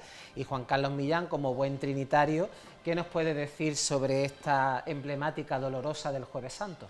Yo siempre con Zamarrilla es como hablar de la que está muy bien situada. Sí. Es decir, Zamarrilla es una virgen que tiene todos los ingredientes para ser un gran icono devocional. El primero, la historia romántica de la leyenda del bandolero, ¿no? Porque siempre una historia detrás de una imagen, siempre como que le da esa fama, ¿no?, por así decirlo, y mantiene como ese aura de la imagen, ¿no?, de que tú te acercas y cuando tú ves a la Zamarrilla, la Virgen de la Amargura, siempre dice, aquí es donde se vivió la leyenda, ¿no?, aquí es donde se vivió el milagro, ¿no?, y aquí es donde siempre pues uno intenta también llevar nuestras leyendas, ¿no?, que muchas veces tenemos unas pocas, y ponerla a las manos de la Virgen, ¿no? Y siempre, al igual que he dicho de la Esperanza, la Zamarrilla tiene el sitio ideal, ¿no? El eje de la calle Mármol, como calle Pelayo, la avenida Barcelona, es un sitio de muchísimo tránsito, es un sitio que mantiene la esencia de barrio, porque yo, por ejemplo, mi zona de la Trinidad, ¿no?, que es más calle Sevilla y demás, la mayoría de locales están cerrados ya, ¿no? Pero lo que es la zona de Zamarrilla es un hervidero diario, ¿no? Ese Mercadona, por ejemplo, que van miles de personas al día, uno va al Mercadona y va a ver a la Zamarrilla. Y también lo que he de agradecer siempre es ese horario de apertura, como he dicho antes con la Esperanza, ¿no? Tú vas a ver a la Virgen de la Amargura y la ves abierta, ¿no? Y siempre también el lugar donde está colocada, ¿no? Porque el Cristo de los Milagros, y tú lo ves con ella, y ya es como, a lo mejor dejarla a ella sola, yo la vería incompleta, ¿no? Porque ya es tan bonita la imagen de verlos a los dos, ¿no? Bueno, que discrepa conmigo, yo pero... También, yo probablemente también, hoy... yo también. A mí me gusta... La ermita está hecha a medida de la Virgen. Claro, pero es como ya el haberlo conocido así, ¿no? Que muchas veces cuando montan los cultos, por ejemplo, la hermandad y se queda ella sola, ¿no? Sí, muy chiquita. Claro, es tan pequeña y es tan entrañable, ¿no?, que yo digo, me falta algo, ¿no? Pero, por ejemplo, cuando está en besamano, ve a la amargura de cerca, es una locura, ¿no? Y siempre ese icono de la madre que mira hacia arriba, ¿no? Porque Virgen en Málaga tenemos muchas que miran para arriba, ¿no? Pero la imagen así, por decirlo, más señera de las que miran arriba, la amargura, ¿no? Y yo siempre tengo ese recuerdo del Jueves Santo con mi tía, por ejemplo, de verlo todo y siempre era el Jueves Santo enfocado al encierro de Zamarrilla y tener que ir al encierro de Zamarrilla. Y claro, eso que te van ya criando desde pequeño, oye, pues de grande también, ¿no? Y es una devoción que te va... Yo siempre que paso por calle Mármoles entro en la ermita. Y es una cosa que es inexplicable, a lo mejor yo no tengo una devoción exacerbada con la Virgen de la Amargura, pero entra a verla, ¿no? Y el ver a la gente del barrio, el ver el cómo la quiere y la mima también su hermandad, ¿no? Últimamente en los cultos pues se ve ese cariño también, ¿no? Hacia las imágenes y, como he dicho al principio, ¿no? Ese buen sitio que tiene, que es clave para tener esa devoción, ¿no? Y sobre todo también, muchas veces cuando uno entra a una iglesia, las personas que están allí o te acercan o te alejan, porque claro, algunas veces algunos ermitaños, ermitañas, sacristanes, buenos días, ¿qué pasa? ¿Cómo estás? ¿Qué? A ver a la Virgen, ¿no? Como que esa naturalidad te anima, con la madre, ¿no? Pues ahí en Zamarrilla pasa, ¿no? Tú entras a la ermita, buenos días, ¿qué pasa? Aquí va la Virgen, ¿no? Y dices, sí, venimos a verla y a rezarle un poquito, y siempre alguna palabra de, pues tú pídele que te lo va a conceder, pues tú mira la cara que ella siempre está disponible, que la zamarrilla, una vez me dijeron, es mucha zamarrilla, ¿no? Digo, pues eso se queda, ¿no? Y ese cariño, pues se lo tenemos todo, ¿no? Porque ojalá, y eso yo sé que lo tiene el anhelo de la cofradía, de que ella pasara más por el barrio, ¿no? Porque el año de la Magna de la Virgen de la Victoria, cuando volvió por calle Trinidad, aquello fue una preciosidad. Aquello recordó las imágenes antiguas de cuando procesionaba por el barrio, ¿no? Pero fue una cosa como de los cofrades jóvenes, ¿no? Que lo vemos en fotos y decimos, ¿cuándo viviremos esto, no? Pues se vivió y ojalá que se vuelva a vivir pronto, ¿no? Yo sé que ya están por la labor, ¿no? Y oye, pues si Dios quiere, pues que la veamos prontito por el barrio, que la Trinidad la quiere, ¿no? Como la Virgen entre dos barrios, ¿no? Pero ella es más trinitaria, siempre tiramos más para arriba. Antonio, la Virgen de la Amargura es un prototipo de dolorosa malagueña del siglo XIX. ¿Qué podríamos decir sobre esta imagen? Pues es una imagen muy malagueña, efectivamente, en el concepto, cuando pensamos, o ahora que cada vez, por ejemplo, con compañeros, con Francisco Flores, nos empieza a contarnos lo que es la escultura malagueña del siglo XIX, es que ese es el prototipo, que no tiene nada que ver con la escultura malagueña del siglo XVIII. En Sevilla dice que en el siglo XX inventaron ese concepto de la Virgen gitana, morena. Bueno, habría que ver si en Málaga eso ya estaba inventado por una cuestión de la propia población, ¿no? Entonces la Virgen de la Zamarrilla conecta con esa realidad que era muy popular en un barrio de Nuevo Pobre. No hemos mencionado antes también que estas imágenes, las tres que estamos comentando, que también se ganan los rezos, es decir, que son milagrosas en nuestro concepto, son imágenes afamadas también por los milagros que cumplen, ¿no? El caso de Zamarrilla, ¿no? Con todas las cuestiones del espectáculo relacionadas con ella, pero a mí lo que me llama mucha atención es que me encanta, porque yo digo que siempre es el ejemplo de prosperación social mariana. La Virgen de la Zamarrilla salió en una carreta con bueyes, es decir, y ha prosperado hasta convertirse en una Virgen coronada en Málaga. Es decir, ¿en qué momento ha pasado esto, no? ¿Cómo se pasa de salir en una carreta con bueyes a tener un trono grande, a tener un manto grande y a estar coronada, ¿no? Bueno, ahí estarán todos esos factores que comentaba Juan Carlos sobre el barrio, el espectáculo, por supuesto, la leyenda de la rosa, ¿no? Pero es que es un fenómeno muy interesante, porque ella no tiene la devoción tenía, la esperanza tenía 400 años de devoción. La Zamarrilla tiene unos cuantos menos, muchísimo menos, y realmente el auge que tiene será a partir de los años 20, 30. Ya la historia del bandolero viene de antes, pero será a partir de este momento, ¿no?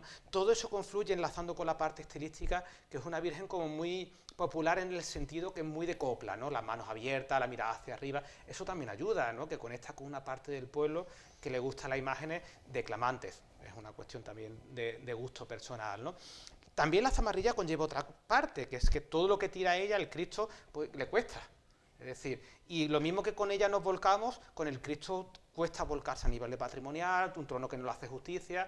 Es curioso cómo existe esa dicotomía entre lo que tira una imagen y la otra que va a cargo, ¿no? Y no nos olvidemos, por supuesto, del Santo Suplicio, que sigue siendo una de las ovejitas negras de la Semana Santa de Málaga, bueno, en general de la ciudad, ¿no? Y merecido, porque es una grandísima obra. Entonces es interesante todo lo que incluso una gran devoción como puede ser la Zamarrilla puede eclipsar a su alrededor, ¿no? Partiendo todas las cosas que estamos comentando que son tan buenas, ¿no?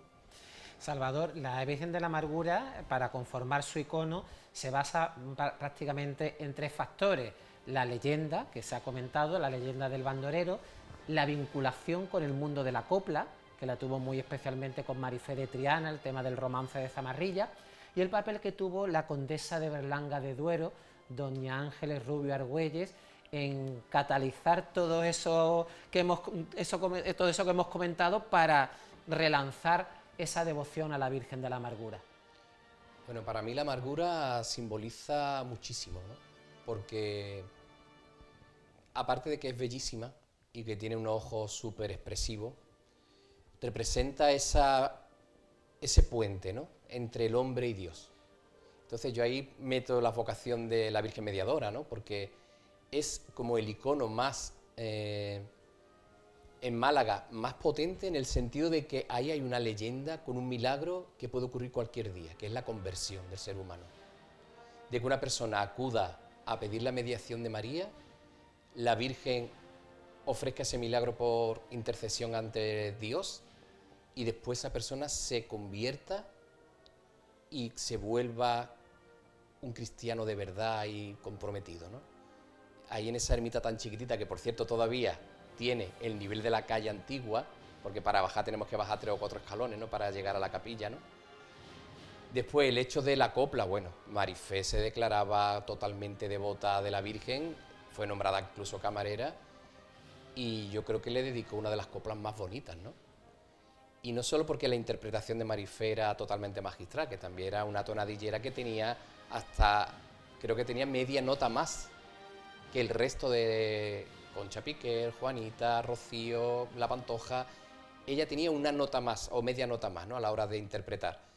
Pero después ha sido una copla muy interpretada en las peñas, en los colegios. Toda la niña que nacía coplera se estudiaba aquella Carmen, se estudiaba romances de Zamarrilla y las cantaban en los programas de Teresa Campo por la mañana, en el de las coplas, en todo. Y entonces la Virgen ha ido avanzando, además esa copla tan, no sé, tan paradigmática con esa ruptura en saeta, ¿no?, que tiene en el estribillo, y lo bien que narra toda la historia de la leyenda, ¿no? Después yo creo que de la Zamarrilla es una de las vírgenes más fotogénicas que existen en la ciudad. Porque tú vas a la Casa Hermandad y ves las fotografías esas de arena en blanco y negro. Con los tules así. Y la Virgen es que está arrebatadora. Sí. Solo con un tul sujeto con el puñal y la rosa, nada más. Los primeros planos que tiene la Virgen, el plano que tú te subes en una escalera y la ves desde arriba, la mirada increíble, de verdad. Tenemos que estar muy orgullosos de tener una imagen con tantísima solera como la Zamarrilla. A mí una de las cosas que más me llama la atención de ella es que es una Virgen que se crece, porque es una Virgen, yo he tenido la oportunidad de verla sin nada, y cuando tú la ves, tú dices, como una imagen tan pequeña logran los vestidores hacerla con ese empaque para que llene ese trono. Esa es la magia de los tronos de Málaga. Sí, tuve imágenes bajitas como la Virgen de la Estrella, por ejemplo, también. Exacto. Y cuando tú la ves en el trono de Díaz Roncero, se ve la Virgen maravillosa, y a la Zamarrilla le pasa lo mismo. Me encanta como tú has dicho amargura Zamarrilla, ¿no? Sí. Porque muchas veces los malagueños que rompemos siempre Zamarrilla, pero tiene un nombre... Pero es bonito también, ¿no? Pero tiene un nombre tan bonito, el nombre de la amargura. Ha trascendido, ¿no? La a mí me gusta tan también bonito, el color rojo, el color de la rosa que después se transforma en blanca el Viernes Santo por la conversión del bandolero. También me gusta mucho el detalle que ha tenido la hermandad de recuperar la corona antigua de la amargura. Bueno, esa es la corona. Que es la corona icónica. Esa es la corona de la Virgen. Gracias a Dios que se tuvo que haber coronado con esa corona. Exactamente. Que se puso mucho en valor en la exposición del centenario de la agrupación de cofradías. Y que la tenemos todos en las postales de escudo de oro, que se ve la Virgen maravillosa, con el coronón, que es gigante. Es una corona de otra época, de otro contexto. Ahora las cosas gustan más las coronas de orfebrería. Pero muchas veces ya decimos, ay, pues mejor que sea de Manolo de los Ríos, saca una corona ya malagueña de esa época. No, es que esa corona está hecha para la Virgen. Sí. Y le da una esbeltez y una cosa a la Virgen que está maravillosa. Por ejemplo, la de la Esperanza que se está recuperando es una versión actualizada y mejorada de lo que había, que eso también es importante. Esa es la que ha diseñado Curro Claro, que ha hecho un rediseño. Es decir, que está bien porque partimos de la idea de algo importante, pero actualizar y mejorar. Claro. Bueno, pero es que la Manolo de los Ríos no mejoró. Vamos a seguir con el análisis para que Y por tengamos favor, tiempo. en el altar mayor la amargura. La amargura. Queridos hermanos de Zamarrilla, Estamos de acuerdo. amo al Cristo de los Milagros, pero la Virgen tiene que estar en su camarilla. Tiene que presidir la capilla. Totalmente. Pasamos a la Virgen del Rocío, la novia de Málaga. Juan Carlos, ¿qué podemos decir de esta devoción que tiene el pueblo de Málaga por su novia de Málaga? Yo creo que en la Virgen, yo creo que el malagueño lo que buscan las vírgenes es sus emociones, ¿no? Tenemos la esperanza, como bien hemos dicho, esa madre fuerte, ¿no? Esa madre que mira. Después tenemos la amargura, que es esa madre que mira para arriba, ¿no? Y que muchas veces yo hago un ejercicio en este tipo de iglesia de sentarme a mirar cómo es la gente que va pasando, ¿no? Y los gestos de la gente. Y es curioso como con la amargura he visto como mucha lágrima, ¿no? Y en San Lázaro es totalmente lo contrario, ¿no? En San Lázaro, al igual que en la Basílica de la Ermita, es otra iglesia con un horario amplísimo de apertura y que ahí lo que tenemos es totalmente otra madre diferente a las dos que estamos analizando, que es la Virgen del Rocío, ¿no? Cuando iba camino de la coronación, de la Cruz Verde le cantaron que carita como la del Rocío, como ella no la hay, ¿no? Y es verdad. O sea, tú miras la esperanza, miras la amargura, miras el Rocío, y el Rocío es otra cara totalmente diferente. El Rocío es como esa madre amable, esa madre dulce, esa madre simpática, esa madre, como yo digo, de los niños, ¿no? Porque claro, teniendo cerca el Colegio del Monte, el Colegio de los Maristas, es una iglesia en la que el momento de silencio durante el día tú no lo encuentras, porque los niños cuando entran a las iglesias entran hablando, chillando, ¿no? Y una virgen pues que es como yo he dicho antes, ¿no? Tiene su tirón dentro y tiene su tirón en la calle, ¿no?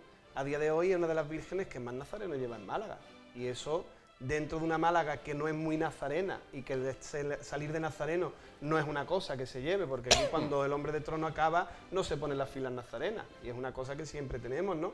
En la que los nazarenos son siempre niños, jóvenes y mujeres, pues impresiona muchísimo ese tirón nazareno que tiene la Virgen del Rocío, que demuestra también esa devoción, ¿no? Y claro, yo no viví la coronación de la Esperanza, no viví la coronación de Dolores Coronada, viví Zamarrilla, viví Trinidad y viví Rocío, y coronación como la del Rocío, muy difícilmente creo que en Málaga volvamos a vivir algo así. Totalmente. Eso de una virgen que sale a las 6 de la tarde, que se recogió a las 9 de la mañana y que a mí me enganchó de tal manera que es que yo no me quitaba de al lado del trono. Ni había hambre, ni había sed, ni había nada, ¿no? Y no sobraba nadie. Y no sobraba nadie, eso es. un dato Y importante. es una cosa pues que a mí es la Virgen me atrae mucho, ¿no? También las hermandades hacen mucho. Si la hermandad a ti te acerca a la Virgen, pues tú como que le tienes ese cariño, ¿no? Y yo, hablando personalmente, ¿no? La Hermandad del Rocío ha tenido bonitos detalles conmigo, de poder ver a la Virgen de cerca, de haber tocado el órgano para ella, antiguamente cuando yo me dedicaba a tocar el órgano, de poder verla de cerca, ¿no? Oye, y eso se agradece también, y tú no miras a la Virgen del Rocío como otra más, ¿no? Tú la miras con ese cariño, y sobre todo a mí me pasa con ciertas imágenes de la Semana Santa, ¿no? Que esté donde esté, hago todo lo posible por ir a verlas en Semana Santa a la calle, ¿no? Pues yo con el Rocío me pasa lo mismo, ¿no? La ida por Cruz Verde, Peña, Mariblanca, después a lo mejor no la vuelvo a ver, pero esas calles como que me gusta, ¿no? Y la Virgen del Rocío arrastra también, ¿no? Y esa mirada, esos gestos, y también, como ha dicho bien antes Antonio, ¿no? La Virgen de la Amargura, esa Virgen como coplera, ¿no? A flamenca, el Rocío es que te echa los brazos. El Rocío de esas pocas vírgenes que tienen las manos así extendidas hacia ti, ¿no? Y cuántas veces en el besamanos se ve cómo la gente se acerca para besar la mano y hace así, con las dos, ¿no? Y es un gesto muy bonito como de lo que uno necesita también de vez en cuando, ¿no? Que la madre te eche los brazos y sobre todo que te sonría, ¿no? Son las manos más bonitas de Málaga, Sí, ¿eh? muy bonita, muy bonita. Las del Rocío, ¿eh?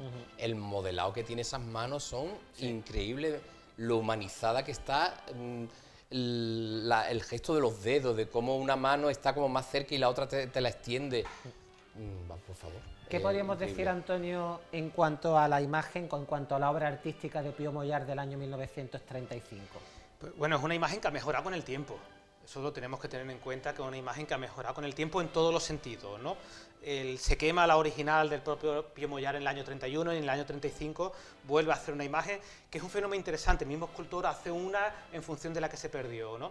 A ver, la que llegó de Sevilla no era, de Valencia, no era una imagen fuerte de talla, pero porque tenía las características, otro tipo de características, ¿no?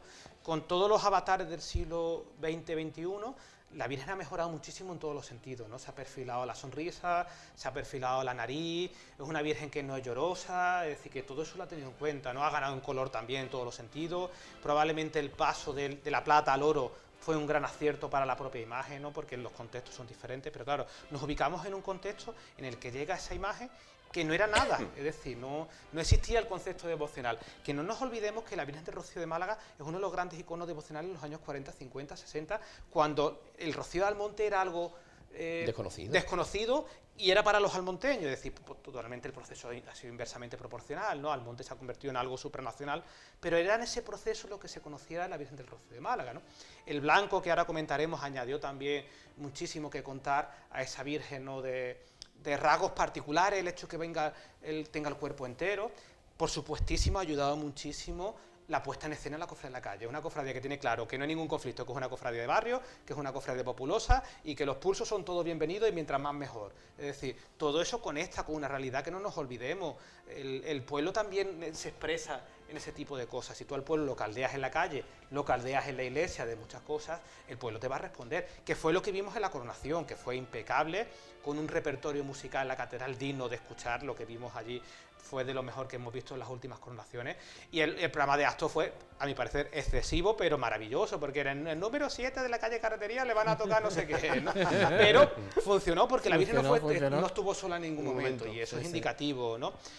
Con el Rocío pasan cosas también que tenemos que tener en cuenta. Tiene una casa hermandad gigantesca que es importante. San Lázaro necesitamos que le dejen tener un gran retablo. La cofradía del Rocío, la Virgen del Rocío, se merece que le den el permiso para poder cambiar ese retablo y tenga uno excepcional. A mí no me vale que Patrimonio diga que no puede ser.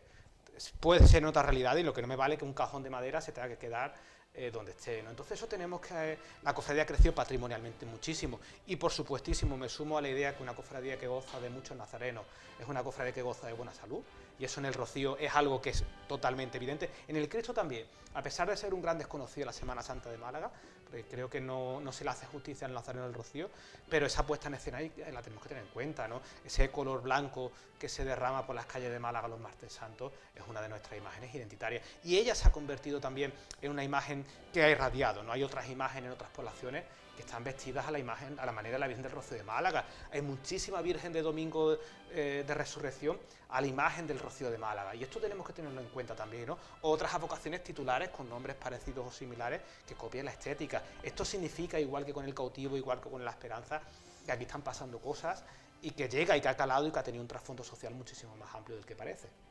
Salvador, ¿qué significa para ti la Virgen del Rocío? Que sabemos que para ti es una de tus grandes devociones. Yo nací en calle Vitalaza y mi primer recuerdo nazareno y cofrade es la Virgen del Rocío. Mi abuela Isabel, la madre de mi padre, vivía en Cruz Verde, y en la vitrina del salón estaba el cuadro de mis tías de novia y de la Virgen del Rocío. Yo he vivido el Pentecostés tan bonito, con los altares que montaban los vecinos, con las vecinas de Calle Los Negros bailándole y cantándole, con el altar de la Tota allí en Altozano.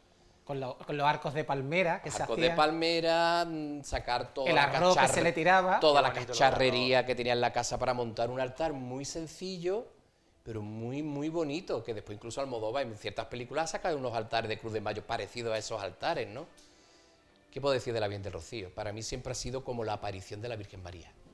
Porque tú miras los iconos de la Virgen de Fátima y de la Virgen de Lourdes y aparecen con la túnica blanca, con sus piececitos y con sus manitas, Fátima y Lourdes juntas, pero ella no la está extendiendo. Es como una versión de la Inmaculada Milagrosa, que está como extendiendo sus manos para que todos los malagueños y malagueñas nos abracemos y nos cojamos a ella. Me ahogo un poco porque me emociona mucho, ¿no? Su mirada baja. La gran restauración que hizo Álvarez Duarte, que la trató con tantísimo mimo, con tanto cariño, y que la revalorizó y explotó la belleza absoluta de la Virgen del Rocío. El triunfo de la sencillez, la misma sencillez que tiene la Virgen de los Dolores del Puente cuando estaba con la mantilla, la Virgen de Servita metida allí en la urna de su retablo, túnica, mantilla. En blanco tenemos la versión de la Virgen del Rocío. Los malagueños tenemos que estar siempre muy orgullosos de nuestras vírgenes, de nuestras devociones y de cómo aparece la Virgen después en el trono. Que Curro sí ya le da un aspecto un poco más cofrade, le puede crear un tocado a lo mejor mucho más elaborado, actualizado al contexto en el que está. pero tú la miras de espalda y siempre se le ve el pelo apoyado en el manto y ves que es una virgen que está viva. Yo he tenido la suerte, gracias a Curro, de besarle el talón a la Virgen del Rocío. Entonces, para mí es la Virgen. A mí me paralizan muy pocas imágenes. A mí me paraliza el Carmen, me paraliza la Esperanza, me paraliza la Macarena y me paraliza el Rocío. Después yo tengo mi gran devoción, que es la mediadora, pero es que creo que en la mediadora están todas ellas, porque en el fondo es la Virgen, es la Madre de Dios, es el espejo que todos venimos de todo lo que vemos y lo volcamos en una, que es la nuestra, pero de todo en el fondo. Pues yo creo que Salvador, con estas bellas palabras que ha dedicado a la novia de Málaga, Es que podemos es lo más grande. damos por concluido este debate que, como siempre, se nos hace corto, pero creo que ha sido tremendamente enriquecedor para que todos nuestros telespectadores pues capten esos iconos devocionales marianos que procesionan en los días de nuestra Semana Santa. Esperamos que los contenidos del programa de hoy hayan servido para eso, para que se culturicen, para que sepan más sobre nuestra hermandad y nuestra Semana Santa, y les emplazo a mañana miércoles de ceniza, en que tendremos un programa especial a partir de las 19 horas, en directo en distintos puntos de Andalucía, para hacerles sentir el gozo de las jornadas que anuncian la cercanía de nuestra Semana Santa. Y es que, señores, ya nos quedan tan solo 40 días para el próximo Domingo de Ramos. Hasta entonces, sueñen, sean felices y muy buenas noches.